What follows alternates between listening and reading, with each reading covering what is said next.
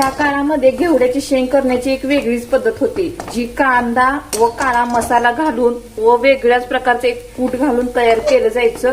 त्यामुळे त्याची चव अप्रतिम लागायची व एकदम मोकळी आणि सुटसुटीत व्हायची, की जी 2-2, 3-3 दिवस टिकायची व भाकरी बरोबर तर अप्रतिम लागायची. अशी ही घेवड्याची शेंग करायची रेसिपी नक्कीच पूर्ण बघा. ही घेवड्याची शेंग अशा प्रकारे दिसत असते.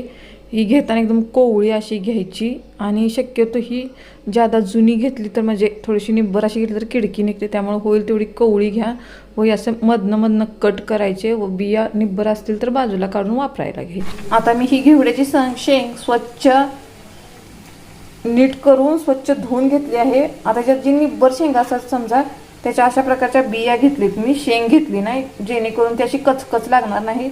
जेवढ्या कोवळ्या असतील तेवढ्या शेंगाच्या असं कट करून घ्यायचे. त्याच्या ह्या साईडच्या शिरा देखील काढायच्या बघा, नाहीतर लवकर शिजत नसते, म्हणजे नीट करताना लगेच निघतात.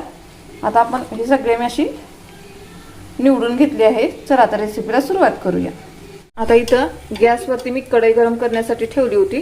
त्याच्यात साधारणतः किटलीतली आपली जी पळी असते त्यांनी 1.5 पळी तेल टाकून घेते, म्हणजे शेंगानुसार कमी जादा, ह्याला जादा तेल नसलं तरी चालतं. आता तेल गरम झाल्यानंतर मोहरी टाकूया, जिरे टाकूया आणि हळद टाकून घेऊया. जिरे तर हळद नाही, कांदा टाकून घेऊया. कांदा मेन आहे, कांद्याने खूप छान चव येते. आता कांदा आपल्याला साधारणतः 5 मिनिट तेलामध्ये छान असा भाजून घ्यायचा आहे. ही शेंग खूप छान लागते. श्रावण महिन्यात तर ही सगळीकडे मिळते. आता आपल्याला हलकासा कलर बदलेपर्यंत कांदा भाजून घ्यायचा आहे.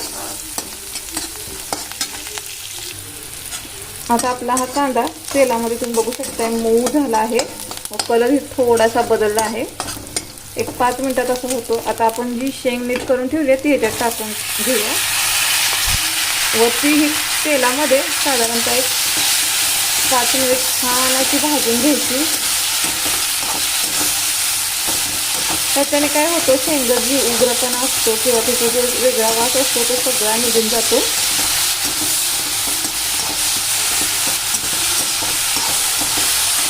पाच मिनिट छान अशी भाजून घेतल्यानंतर आता याच्यात आपण चवीनुसार मीठ टाकून घेऊया,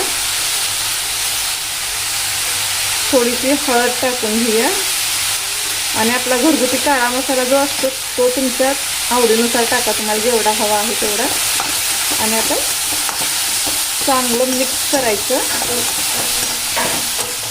आणि त्याला आपण मिठाच्या व तेलाच्या पाण्यातच शिजवणार आहोत, वरून दुसरं कोणतंही पाणी टाकणार नाही. तर साधारणतः याला आपल्याला शिजण्यासाठी एक 20 मिनिट लागतात. झाकून ठेवायचं, प्रत्येक 5 मिनिटानंतर उघडायचं व हलवून परत अजून एकदा झाकून ठेवायचं. आता याला मी झाकून ठेवते 20 मिनिटासाठी. आता एक 20 मिनिट झालेत. आपण प्रत्येक 5-10 मिनिटांनी ही उघडून आपली शेंग आपण छान अशी शिजवून घेतली आहे बिना पाण्याची. तुम्ही बघू शकता छान अशी आपली ही शिजली आहे, लगेच कठी होते. आता याच्यात आपल्याला शेंगदाण्याचं कूट नाही वापरायचं, तिळाचं कूट वापरायचं आहे. याच्याने चव खूप छान लागते. भरपूर असं तिळाचं कूट टाकायचं व मिक्स करून घ्यायचं. हे तिळाचं कूट भाजून केलेलं आहे, तुम्ही जर कच्चं केलं असेल तर सुरुवातीला टाका. आता अशा प्रकारे एकदम मोकळी सुटसुटीत व खमंग अशा आपली ही घेवड्याची शेंग तयार आहे. तुम्हाला जर ही रेसिपी आवडली असेल तर लाईक करा, शेअर करा, सबस्क्राईब करा. धन्यवाद.